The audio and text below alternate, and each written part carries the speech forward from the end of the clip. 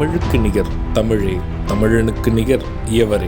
2 அடியில் நம்மால் எதுவும் செய்ய இயலாது என்று எண்ணும் மனிதனிடத்தில் 2 அடி குரலில் எதையும் நம்மால் செய்ய முடியும் என நம்பிக்கையை ஊக்குவித்தது திருக்குறள்.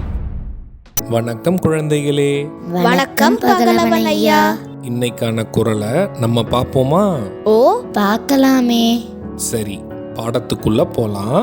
இன்னைக்கான குறள் அதிகாரம் 60, ஊக்கம் உடைமை. குறள் எண் 592. உள்ளம் உடைமை உடைமை பொருளுடைமை நில்லாது நீங்கிவிடும்.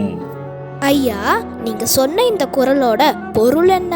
இதுக்கான பொருள், ஒருவர் சொந்தங்கொண்டாடக்கூடிய நிலையான செல்வம் ஊக்கம் உடைமையாகும். மற்ற செல்வங்கள் எல்லாம் நிலைக்காது நீங்கிவிடும். இதுக்கு ஒரு உதாரணம் சொல்லுங்களேன். இதுக்கான உதாரணம், ஒருவர் வாழ்வில் நீங்காமல் நிலைத்து இருக்கக்கூடிய செல்வம் என்பது ஊக்கம் உடைமை. மற்ற செல்வங்கள் அளவு அதிகமாக இருந்தாலும் அது ஒரு நாள் கரைந்து விடும். நான் சொன்னது உங்களுக்கு புரிஞ்சுதா தீரன், இலக்கியா?